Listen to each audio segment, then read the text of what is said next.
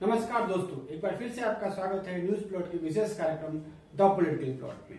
हरियाणा विधानसभा चुनाव के नतीजे आए हुए अब करीब एक हफ्ते से ज्यादा का समय हो गया है। पिछले 8 अक्टूबर को जब नतीजे आए तो न जीतने वालों को ये पता था कि क्यों जीत रहा है और न हारने वाले को ये पता था कि वो क्यों हार रहा है, और हम देखने वालों का क्या, हमें तो ये भी नहीं पता चल रहा था कि खेल क्या हो रहा है। हालांकि निजी तौर पर मुझे इस बात की आशंका थी कि हरियाणा के चुनाव नतीजे चौंकाने वाले हो सकते हैं, लेकिन वो इतने अलग होंगे, अनुमानों से इतने अलग होंगे और परिणामों में पार्टियों की किस्मत ही बदल जाएगी, इसके बारे में हम में से किसी को कोई अंदाजा नहीं था। हरियाणा चुनाव के अपने अंतिम पूर्वानुमान में हमने ये बताया था कि कांग्रेस को 42 से 43% वोट आएंगे और उसे 56 सीटें मिलेंगी। बीजेपी के लिए हमारा सबसे अच्छा अनुमान 37% वोट और 40 सीटों का था, लेकिन अंतिम परिणाम में कांग्रेस जहां 3% से पीछे रह गई और वो सिर्फ 39.24% वोट आए। बीजेपी हमारे सबसे अच्छे अनुमान से भी करीब 3% आगे रह गई और इसलिए उसको 48 सीटें मिली। तो इस मामले में हमारा अनुमान गड़बड़ाया जरूर, और इसी बात के लिए हम आगे समीक्षा करेंगे। एक और जहां कांग्रेस अपनी हार के लिए आत्मावलोकन कर रही है, बीजेपी को तो खैर पता भी नहीं है वो किस लिए जीती, वो शायद बीजेपी को पता है, आरएसएस के बड़े नेताओं को पता है, छोटे नेताओं को, यहाँ तक कि राज्य के मुख्यमंत्री नायब सिंह सैनी को भी पता नहीं है कि वो क्यों जीते। चुनाव की गिनती के 9:30 बजे तक वो बीजेपी की हार के लिए अपनी जिम्मेदारी स्वीकार करने को तैयार थे और शाम को वो मुख्यमंत्री पद की शपथ लेने की बातें कर रहे थे। खैर, जब कांग्रेस आत्मावलोकन कर रही है तो हम चुनावी समीक्षाकर्ताओं को भी अपनी अपनी बातों का अवलोकन करना चाहिए, और इसी सिलसिले में हम आज इन चुनावी नतीजों की समीक्षा की पहली कड़ी लेके आए हैं। हालांकि इससे पहले कि हम इन नतीजों की समीक्षा करते हुए आगे चर्चा करें, थोड़ा सा हम लालची हो जाते हैं। लालची इस बात के लिए कि हमने जो भविष्यवाणी की थी उसमें कुछ बातें सही हुई है और उसका क्लेम तो हम लेना चाहेंगे। अपनी भविष्यवाणी करते हुए हमने ये बताया था कि हरियाणा में भाजपा और कांग्रेस का ज्वाइंट वोट शेयर जो होगा वो 82% के आसपास होगा। चुनावों के जब अंतिम नतीजे आए तो कांग्रेस और भाजपा को कुल मिला के 80% के आसपास वोट मिले हैं। चूंकि भाजपा और कांग्रेस दोनों एक एक सीट नहीं लड़ी थी, इसलिए हमें मान सकते हैं कि ये वोट शेयर, उनका ज्वाइंट वोट शेयर 81% के आसपास था। यह अनुमान अंतिम नतीजों के जितना करीब हो सकता था उतना करीब था। इसके अलावा हमने ये भी भविष्यवाणी की थी कि 76 सीटों पे कांग्रेस और भाजपा का आमने सामने का मुकाबला होगा और अंत में 73 सीटों पे भाजपा और कांग्रेस पहले या दूसरे स्थान पे रही। अगर इसमें 2 और सीटें जोड़ दें, सिरसा और भिवानी, जहां भाजपा ने सिरसा में हरियाणा लोकहित पार्टी का समर्थन किया था और भिवानी में कांग्रेस ने सीपीएम का समर्थन किया था, तो अगर इन दोनों सीटों को भी जोड़ दें तो कांग्रेस और बीजेपी का गठबंधन 75 सीटों पर एक दूसरे के आमने सामने था। हमारा ये अनुमान भी सच्चाई के एकदम करीब था। इसके अलावा हमने ये भी भविष्यवाणी की थी कि कांग्रेस 8 सीटों पे अन्य दलों से मुकाबला करेगी और उसमें 6 या 7 सीटें जीतेगी। अंतिम परिणाम में कांग्रेस 9 सीटों पे अन्यों का मुकाबला करते नजर आई और उसने इसमें से 7 सीटें जीती। तो यहां तक तो हमारा अनुमान सही था। हालांकि हमारा अनुमान इन मायनों में गलत हुआ क्योंकि हमने ये बताया था कि जिन 76 सीटों पे कांग्रेस और बीजेपी का सीधा मुकाबला होना है उसमें से कांग्रेस करीब 46 सीटें जीतेगी। अंतिम परिणाम आने तक कांग्रेस इसमें से सिर्फ 31 सीटें जीत पाई। अगर इसमें हम सिरसा की वह सीट भी जोड़ लें जो कांग्रेस ने हरियाणा लोकहित पार्टी को हराकर जीती, तो इन सीटों की संख्या 32 होती है। इसी कारण ये जो 15 सीटों का अंतर होता है, इसी से हमारा अंतिम अनुमान पूरी तरह से गड़बड़ा गया। आगे हम इसी बात की और समीक्षा करेंगे कि यह हमारा अनुमान किन कारणों से गड़बड़ा है। हालांकि इससे पहले कि हम इस विश्लेषण में और गहराई से उतरे, एक नजर डालते हैं भाजपा और कांग्रेस के इस राज्य में चुनावी प्रदर्शन पे। भाजपा ने इस राज्य में 89 सीटों में चुनाव लड़ा था और उसमें से 81 सीटों में वह मुख्य मुकाबले में रही थी। इनमें से 48 सीटें उसने जीती और 33 सीटों पे वो दूसरे स्थान पे रही। जिन 48 सीटों को भाजपा ने जीता था उसमें से 26 ऐसी सीटें थी जहां भाजपा का मत प्रतिशत 50% से ऊपर था और बाकी 10 सीटें ऐसी थी जहां उसका मत प्रतिशत 47% और 50% से बीच का था। अब 47% का वोट शेयर महत्वपूर्ण क्यों है? क्योंकि 47% को हम एक ऐसा वोट शेयर मानते हैं जिसके पार अगर कोई पार्टी चली जाती है किसी एक सीट पे तो वहां उसके जीतने की संभावना बहुत ज्यादा होती है और 95% मामलों में वो जीती जाती है। इस चुनाव में भी हम देखें तो भाजपा और कांग्रेस एक सीटें ऐसी हारी है जहां उनका वोट 47% से ऊपर था। तो हम ये मानकर चल सकते हैं कि इन 36 सीटों पे भाजपा एकदम से सेफ स्थिति में थी और किसी भी हालत में वो यहां से हार नहीं सकती थी। इसके अलावा 4 ऐसी सीटें हैं जहां उसका वोट 40% से भी कम था। 40% महत्वपूर्ण क्यों है? क्योंकि 40% से नीचे पार्टियों के लिए जीतने की संभावना काफी कम हो जाती है।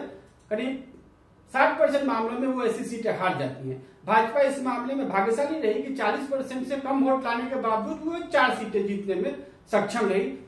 इसमें से उचाना कला की सीट ऐसी थी जहां भाजपा सिर्फ 30% वोट लाके सिर्फ 32 वोट से जीती।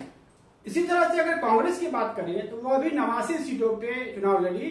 भिवानी की सीट उसने मार्क्सवादी कम्युनिस्ट पार्टी के लिए छोड़ दी थी और इसमें से 81 सीटों पे वह मुख्य मुकाबले में रही। इस मुख्य मुकाबले में उसने 37 सीटें जीती और 44 सीटों पे वो दूसरे नंबर पे रही। उसने जो 37 सीटें जीती उसमें से 31 सीटें उसने भाजपा को हराकर जीती और 6 सीटें उसने अन्य को हराकर जीती। इन 37 सीटों में करीब 16 ऐसी सीटें थी जहां कांग्रेस का मत प्रतिशत 50% से ऊपर था और 10 ऐसी सीटें थी जहां उसका मत प्रतिशत 47 से अधिक था। तो 26 सीटों पे कांग्रेस एकदम सुरक्षित स्थिति में थी। लेकिन कांग्रेस के साथ एक अजीब सी बात यह हुई कि उसका वोट जिन सीटों पे 40% से कम रह गया वहां वो जीत नहीं पाई। हरियाणा में उसने सिर्फ 2 ऐसी सीटें जीती हैं जहां उसका वोट शेयर 40% से कम था और उसमें से एक कलायत की सीट ऐसी थी जहां उसका वोट शेयर 30% से भी कम था। इसीलिए इस राज्य में जहां कहीं भी तिकोना मुकाबला हुआ वहां कांग्रेस को बहुत मुश्किलात का सामना करना पड़ा। अब हम इसी तिकोने मुकाबले का विश्लेषण और आगे करेंगे। हरियाणा में मतदान के दिन के बाद से ही चर्चा थी कि यहाँ तीसरे पक्ष ने कांग्रेस को बड़ा भारी नुकसान पहुंचाया है। मीडिया कर्मी इस बात पे सहमत थे कि तीसरे पार्टी के उम्मीदवारों को अच्छा खासा वोट मिला है, लेकिन वो कांग्रेस को कितना नुकसान पहुंचा पाएगी इस बारे में न तो मीडिया में कोई खबर आ रही थी, न ही एग्जिट पोल ने इसका सीधा सीधा कोई खुलासा किया। अंत में जब चुनाव परिणाम आए तो ऐसा पता चला कि 16 सीटों पे निर्दलियों को इतना ज्यादा वोट मिला कि वो कांग्रेस और भाजपा के बीच के जीत के अंतर से भी ऊपर था। अब इसके लिए हमारे पास एक स्टैटिस्टिकल एनालिसिस का टूल है। हमने इसका नाम दिया है स्टेट ऑफ यूनिटी, SOU। इस टूल के तहत हम क्या करते हैं कि किसी भी राज्य में जो 2 बड़ी पार्टियां होती है उनके वोट शेयर में 5% वोट जोड़ देते हैं। यानी कि हरियाणा में अगर भाजपा और कांग्रेस को मिला के 81% वोट थे तो इसमें हम 5% वोट और जोड़ देते हैं और तब हमारा SOU का कट ऑफ मार्क जो है इस राज्य में वो 86% के आसपास पहुंचता है।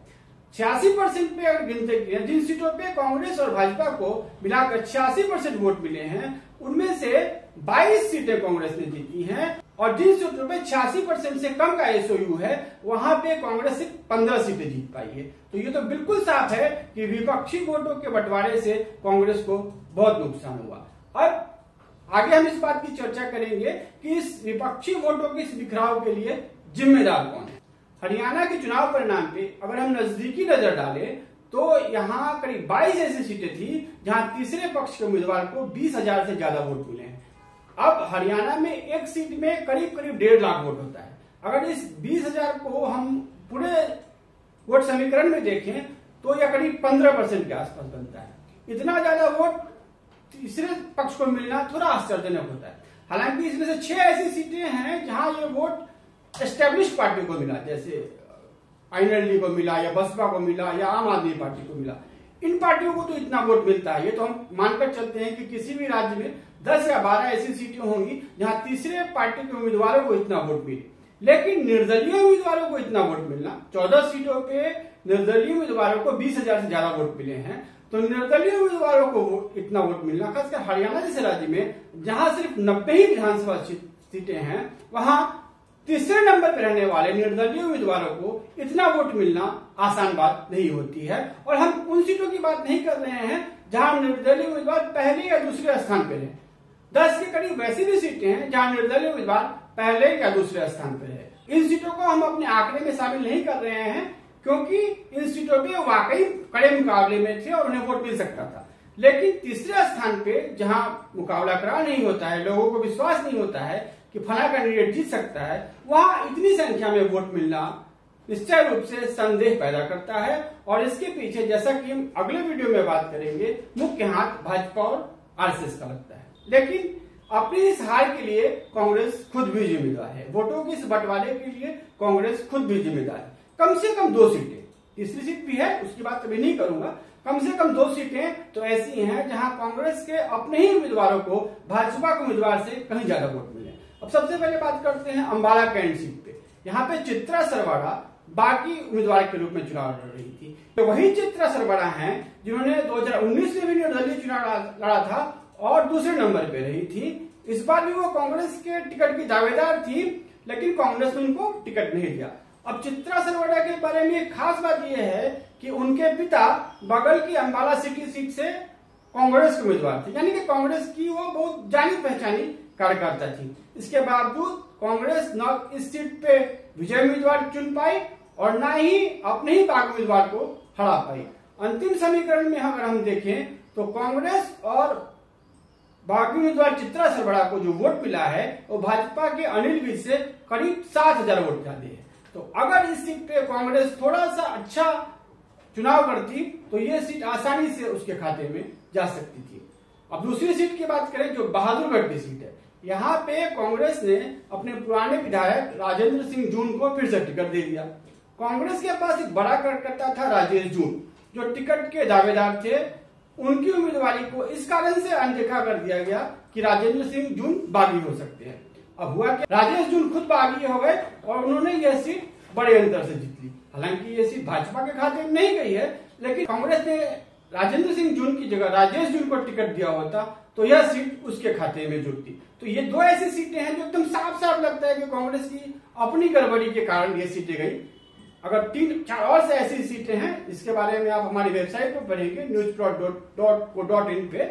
यहाँ पे हम सारी सीटों के बारे में इतना सारा नहीं बता सकते, लेकिन फिर भी कई सीटें ऐसी थी जहां कांग्रेस जीत सकती थी। भाजपा और आरएसएस के तमाम हथकंडों के बावजूद वो इन सीटों पे काफी आगे थी और अपने ही कारण से हारी। अब कांग्रेस के लिए जो सबसे बुरा कारण रहा इस राज्य में हार का, वो था सिटिंग गेटिंग का फॉर्मूला।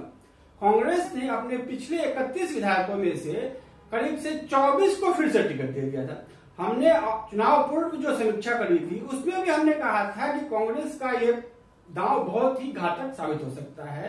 कांग्रेस ने अपने सिर्फ 6 ही विधायकों का टिकट काटा था और उसमें 3 तो ऐसे थे जिनको वो टिकट दे ही नहीं सकती थी। एक वरुण चौधरी लोकसभा के चुनाव जा चुके थे और आदमपुर और तोशाम के जो उसके विधायक थे वो भाजपा में शामिल हुए थे, तो उनको तो वो टिकट दे ही नहीं सकती थी। तो वैसे कुल मिलाकर देखा जाए तो कांग्रेस ने सिर्फ 3 ही विधायकों का टिकट काटा। अब इन 24 में से जीते कितने? जीते सिर्फ 12। अब इन 12 में भी खेल है। हरियाणा में 4 ऐसी सीटें हैं जब भाजपा मुकाबले में ही नहीं होती। मेवात की 4 सीटें मुस्लिम बहुल है और यहाँ भाजपा कभी भी जीत सकती ही नहीं है। अगर मुख्य मुकाबले में इनेलो या बसपा होती तो शायद वो जीतती। भाजपा के खिलाफ ये कांग्रेस की जीती सीट थी। इसके अलावा गढ़ी सांपला की सीट भूपेंद्र सिंह हुड्डा की अपनी सीट है और वहां से तो हुड्डा परिवार का उम्मीदवार हारता ही नहीं। तो इन 5 सीटों को अगर निकाल दें तो कांग्रेस के सिर्फ 7 विधायक दोबारा चुन के आए हैं। अब इन 7 में भी खेल है। इन 7 में से 4 ऐसे विधायक हैं जो SC रिजर्व सीट पे जीत के आए हैं। तो अगर सामान्य विधायकों की बात करें तो कांग्रेस के सिर्फ 3 ऐसे विधायक थे सामान्य श्रेणी के जो न दलित थे और न ही ऐसी सीटों पर लड़ रहे थे जो कांग्रेस का गढ़ मानी जाती है। तो ऐसे 16 विधायकों में से सिर्फ 3 ही विधायक जीते हैं। किसी स्थिति में किसी पार्टी के सामान्य विधायकों के जीतने की दर 20% से कम हो तो उसके राज्य में बहुमत पाने की कितनी उम्मीद की जा सकती है। तो अंत में हम यही कह सकते हैं कि कांग्रेस के घरौंदे में उसके अपने ही चिरागों ने आग लगा दी। फिर भी ये पूरा सच नहीं होगा। हो सकता है कि कांग्रेस कई मामलों में अति आत्मविश्वास से भरी हो, उसने कई सारी रणनीतिक गलतियां की हो, लेकिन फिर भी हरियाणा चुनाव कांग्रेस को हराने के लिए ये चीजें काफी नहीं है। इसके पीछे भाजपा और आरएसएस का उम्मीद से अच्छा प्रदर्शन भी एक कारण जरूर था और उसकी समीक्षा हम अगले वीडियो में करेंगे। तब तक के लिए दीजिए इजाजत और ऐसी ही और खबरों के लिए लॉग इन कीजिए हमारी वेबसाइट www.newsplot.co.in पे। नमस्कार।